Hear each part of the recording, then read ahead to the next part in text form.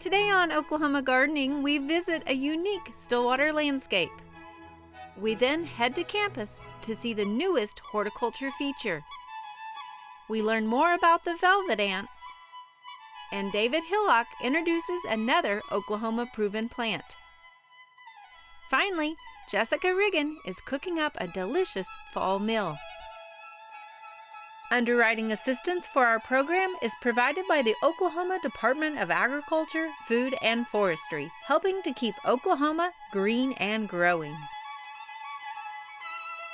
So if you're looking for an easy, low-maintenance perennial,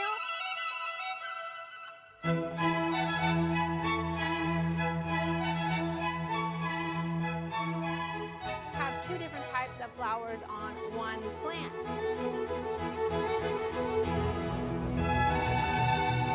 Capsaicinoids that gives the pepper its heat.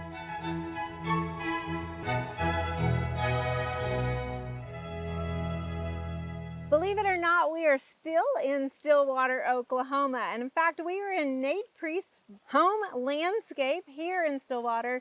If you're familiar with the area, you probably have seen his handiwork with Yucca Pointe Landscape Company. And Nate, you have a very unique style, right? It definitely has more of that Southwest desert look, but yet we still have turf grass too. Tell us a little bit about kind of your background in getting into this style. Well, of course, I started out with the tree service about 23 years ago, and just as a hobby, I was into reptiles and was taking trips to the Southwest and really fell in love with desert plants. And I wondered if any of them were cold hardy, and I started to experiment with those at my first house that I owned, not knowing what I was doing and figuring out what would work. And it kind of worked better than expected, and it's just kind of evolved from there. It looks like you found a few that are cold hardy. Right, Because most of these, they're perennials, right? They're all perennials for the most part? Yes, that's right. Okay, so it's not our traditional Oklahoma landscape plants that we typically see. Tell us a little bit about some of the plants that we have here behind us, if you don't mind. Well, the biggest ones are, the big one in the back corner, there's Yucca faxoniana, that great big one back there. And this one behind here is Yucca rostrata. Okay. It's become a really popular landscape plant throughout much of the United States because of its cold hardiness, and it kind of gives the effect of a palm tree without the lack of hardiness of most palm species. It's really a versatile plant for a lot of different areas. It can tolerate pretty high rainfall, but obviously pretty low rainfall. And it's native to far west Texas, so in its native environment, it's probably getting about 14 inches of rain a year or less. And but it does well, and I mound the stuff. I build the stuff up in berms of cactus blend soil. Rostrata, Yucca rostrata can kind of go straight into the ground here, but it's always better to get a sandy, gritty mixture. And I've experimented with that and come up with our own recipe over the years. So we usually have the Oklahoma clay soil. So you've kind of amended that a little bit, get some more aggregate. Right. And then of course the slope helps with the drainage as well. Exactly. Okay. Yep. And I've noticed too that it's not just, you know, the yuccas and some of those that we maybe think are unique, but you've got a lot of actual plants that we see in everyday gardens as well. The gaillardias, the salvias. But they're just kind of tied in with that more drought-tolerant, succulent look to it. Exactly. Yeah, we're always looking for flowering perennials that do well in a rock garden environment with little to no supplementary irrigation. Like Dianthus neon star is one that you'll see a lot of around here because not only is it drought-tolerant and really unfussy and requires almost no maintenance, but it also stays in a nice little clump rather than getting large and expansive like some of the other species that cover up their neighbors and get kind of crazy and require more maintenance. So we're always looking for ways to add color and diversity for pollinators and just for colors and all that, you know. And you've got the red yuccas that I know the hummingbirds love, right? Yeah, exactly. So there's definitely, we've seen butterflies and moths and all sorts of, but you have another sort of creature that likes your garden a little bit. Tell us a little bit about the lizard you have. Okay. Well, I've got several species of lizards here. Probably the most prominent is the eastern collared lizard, which is Oklahoma state reptile. And they're a rock-dwelling lizard, so they do really well here, and they're fun to have around. Okay. And then there's the a bunch of native species like skinks and six-lined race runners, and what else we got? Some whiptail species and stuff like that that do well here too. So you kind of created a haven for them here in the neighborhood, haven't you? Yeah, exactly. Well, and I think it's interesting because a lot of people are like, how did you go from what is a traditional landscape to something like this? Can you tell us a little bit about maybe what that process is if somebody comes to you and says, how do I even start converting? Right. Well, some people have had us do their entire yard like this, but most of our clients just start with a small bed, like maybe across the front of the house. Of course, south facing is ideal for these sun-loving, drought-tolerant plants. East and west works fine too. North side's a little bit more challenging. We have to use some different species up close to the house since they'll be shaded all winter. But a lot of the time we'll just put in a nice, feature bed along the front of someone's house and maybe taper it up along the sidewalk. And that might be all they want, or they might have us back to expand from there until the whole yard winds up a rock garden. Or they might want to keep areas of turf for pets or kids to play on, and just to have the diversity of some rock garden and some turf. Well, and speaking of rocks, you've got a lot of rock around here. Tell us a little bit about how important those rocks are into that landscape and the microclimates too. Yeah, so the rocks absorb a lot of heat from the sun, which they can slowly release at night, which helps keep the plants a little warmer at night. I also try to use big rocks on the north side of the plants so that in the wintertime, they not only block the north wind when we get cold north winds, but the plants on the south side is protected from the north wind a little bit, and meanwhile they're also absorbing the south sun. So they're really important, and they make a good barrier with which to build up a mound. Okay. So if you have a walkway or something, you might want to use a row of boulders and then slope the whole thing to the south, and those boulders prevent you from having to have a gently tapering mound on the north side. So they kind of hold all that aggregate and soil back up. Yeah. Well, and I noticed too, a lot of times we think like something like this means you can't have a lawn, but we are in fact standing on a lawn area also, so it can be incorporated. Right, absolutely. And water.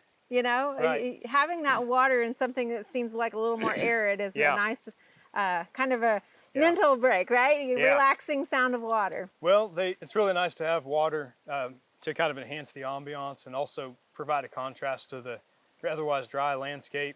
And then the wildlife really benefits from having them as well. Yeah. This one behind us, the honeybees really like to visit. I think because of the way the water bubbles over the rock, it's easier for the honeybees to drink water apparently from that than just from a pool, because I noticed they use this one a lot more. Okay. So. Well, I can only imagine if this is what your front yard looks like. Do you mind if we go take a look at the backyard? Not at all. Let's go take a look. Okay, great.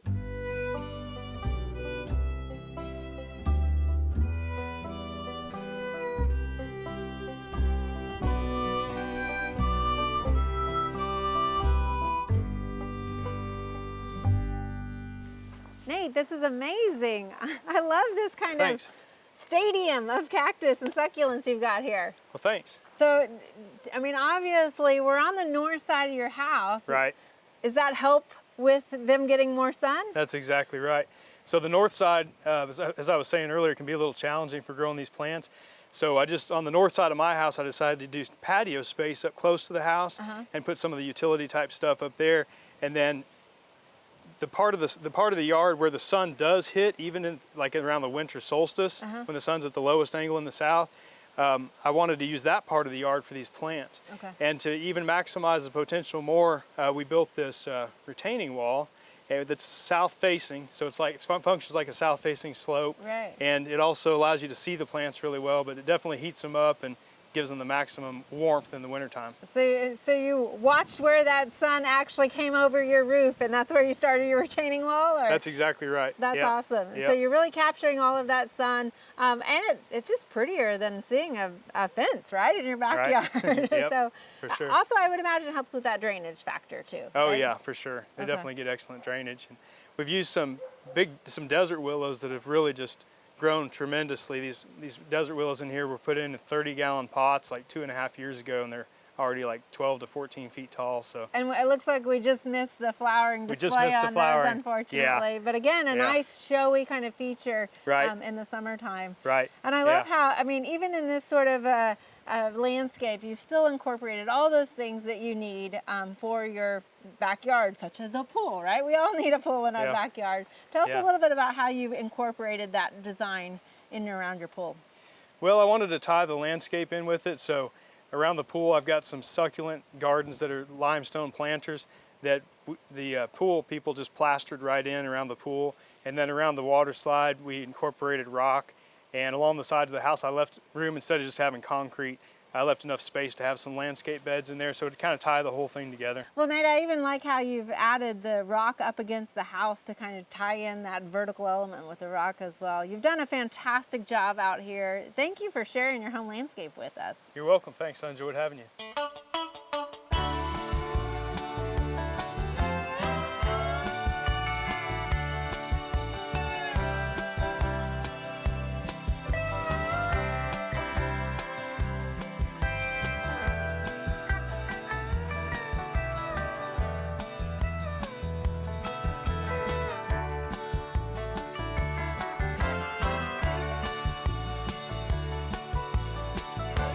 Today we are on the east side of OSU's campus, and joining me is John Lee, who's the Director of Landscape Services, and we're talking topiaries today because when people come to visit OSU, it's hard to deny the unique features that we have here on our campus. So tell us a little bit about just our history with topiaries.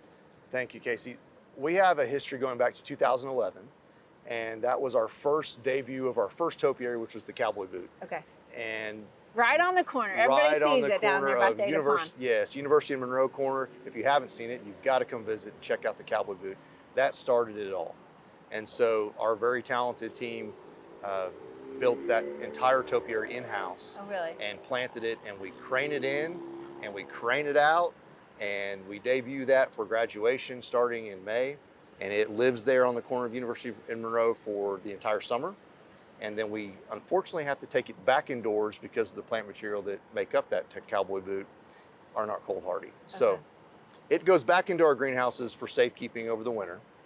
And this one is a little bit more different than that. Yeah, so fast forward a few years, how many topiaries do you have now on campus? This is our 9th. This is your 9th one. Yes. So if people have not been walking to the interior campus during game day, they need to make sure, because real quick, can we list the other topiaries before we get to the one behind us Let's do. So started with the cowboy boot. Okay. In 2011. We fast forwarded and we started with another cowboy hat topiary. And so that is in the formal garden most of the time and throughout the growing season. Now we have OSU fans, and they're doing the OSU. And those are located on the east side of the Alumni Center, their plaza area there. We have OSU Topiary letters, which used to live in this location. And so we're designing a new home for the OSU Topiary letters.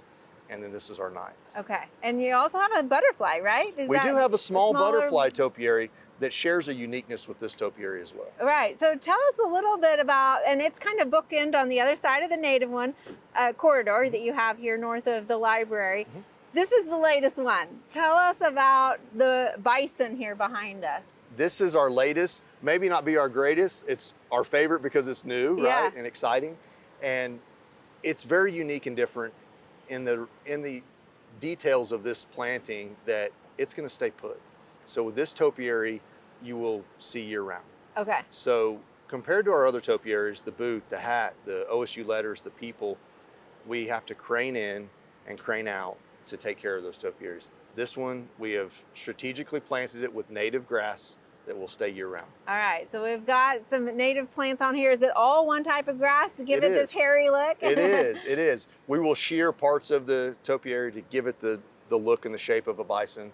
And it is one plant species. It's Carex pennsylvanica, and it's doing fantastic. It's already starting to grow and root and fill in. So we have the right plant.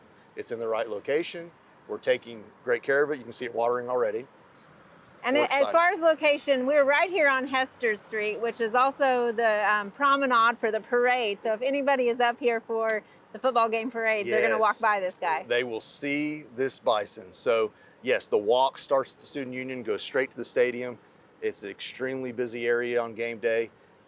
He's going to get a lot of attention. So how do you maintain some plants in this? Can you talk a little bit about some of the infrastructure? Sure. So it starts with our very talented greenhouse team.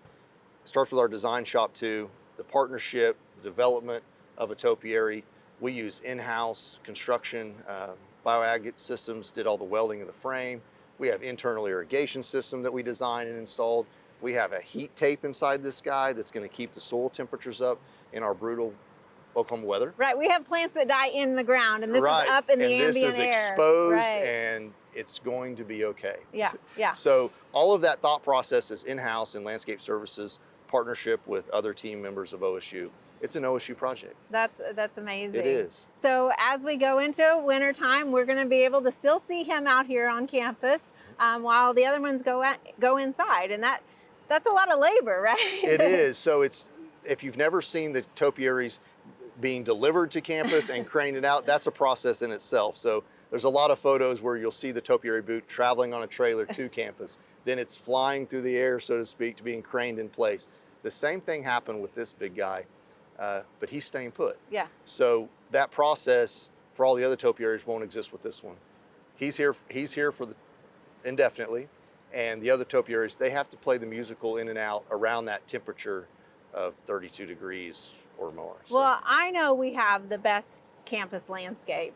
Thank you. I know that, I agree. and I know several of our alumni and visitors who maybe have never been to OSU recognize that as well. Is topiaries kind of unique to an OSU or to a campus, university campus? I'm going to say yes, they're unique to OSU specifically because we have 9. Okay. You will see topiaries on other campuses around the United States. However, 9 on one location and strategically placed, thinking about the process of craning them in, craning them out, and having them look like this. Yeah. And that unique newness of the season when we get to bring the topiaries out for graduation. It's an exciting process that I think is very unique to Oklahoma State. Well, John, you and your team have knocked it out of the park once Thank you. again. Thank you so much for sharing this with us. You're very welcome. Thank you.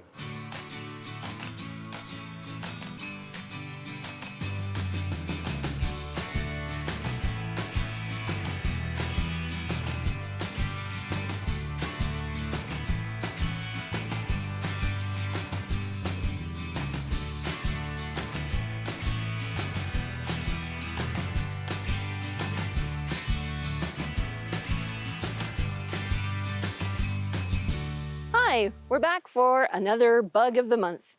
And this month we have selected the velvet ant, which is often referred to as the cow killer ant.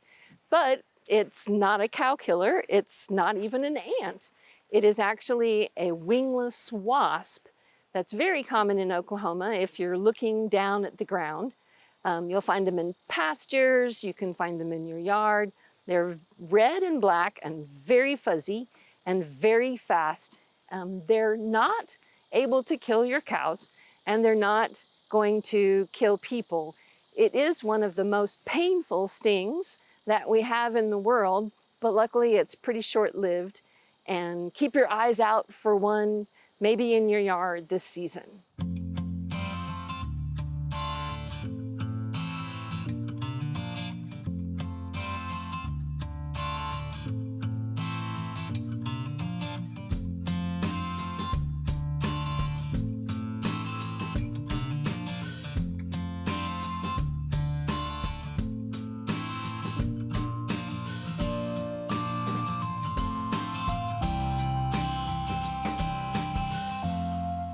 Today we're highlighting our Oklahoma proven selection plants for 2023. Today we're here with our perennial, which is Turk's cap, Malva viscus arboreus variety Drummondii. And this is a native plant. It is hardy to Oklahoma. It's further south, it actually can behave more like a shrub, but here it's going to typically die back to the ground. It is extremely drought tolerant, so once it gets established, there's pretty much nothing you have to do to it. It is pretty much pest free, and it has these beautiful colored flowers late in the season, so late summer and fall. It has these beautiful red flowers. And they are hibiscus-like flowers, and the petals are overlapping and never really fully open, but they resemble that of a loose Turkish turban, thus the common name Turk's cap. These are very attractive to pollinators, so hummingbirds love them, butterflies, moths, and many other insects.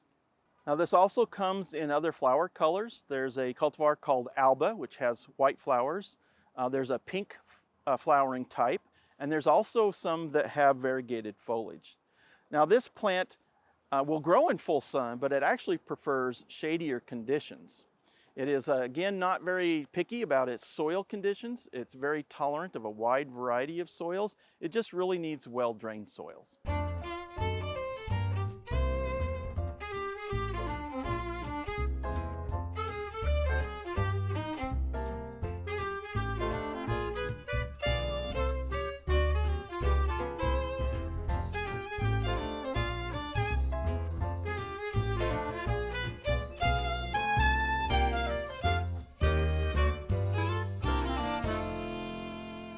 It is a beautiful day here and we are grilling, and I am going to be showing you a hamburger foil pack.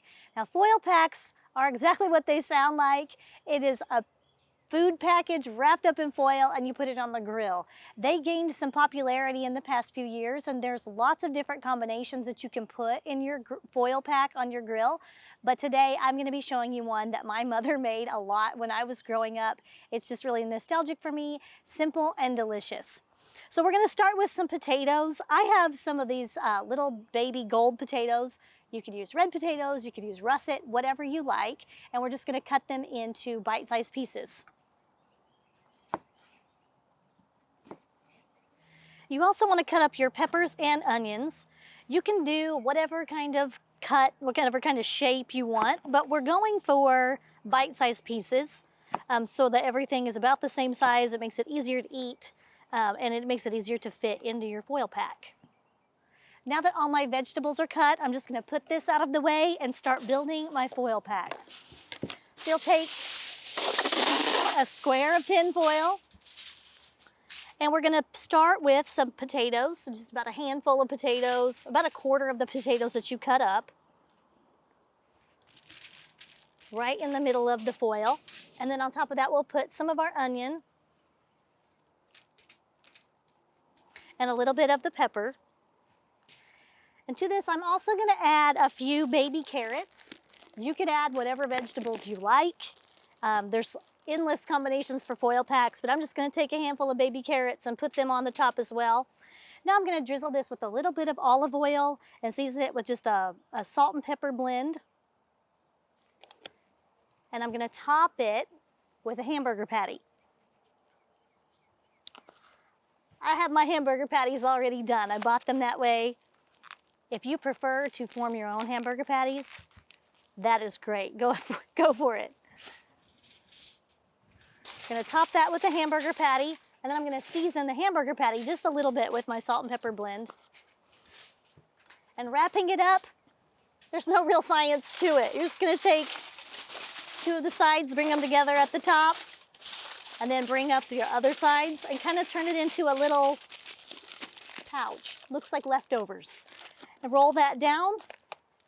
Once you build your other four, you're gonna put these on the grill for about 20 minutes on the medium-high heat. You want your potatoes and carrots to be done. Your burger will cook quicker than that. And so once your potatoes and carrots are done, they're done.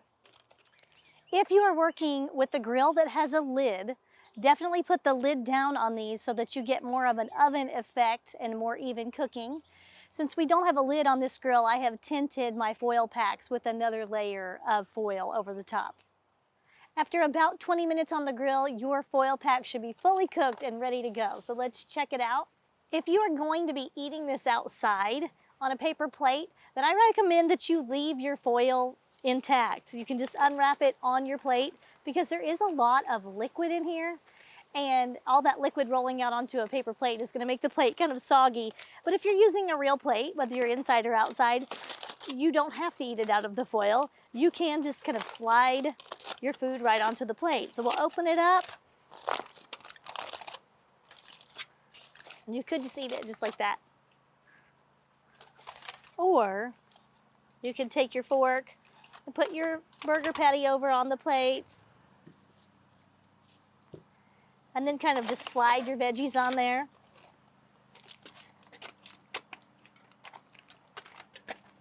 And here is our finished hamburger foil pack. It's a simple and tasty meal. I think your family is really gonna like it, and I hope you try it.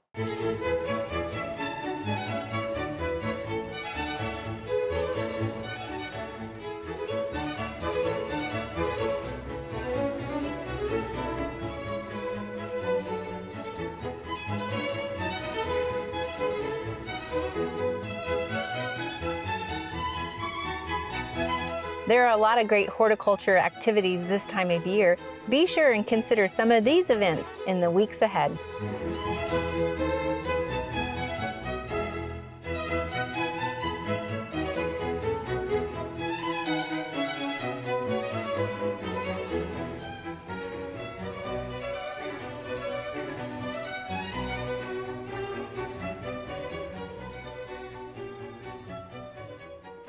Join us next week as we show you how to preserve your plants before winter arrives, right here on Oklahoma Gardening.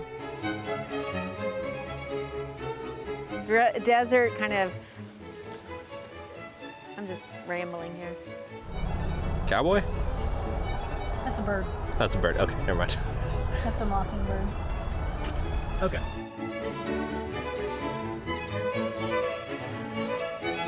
To find out more information about show topics as well as recipes, videos, articles, fact sheets, and other resources, including a directory of local extension offices, be sure to visit our website at oklahomagardening.okstate.edu.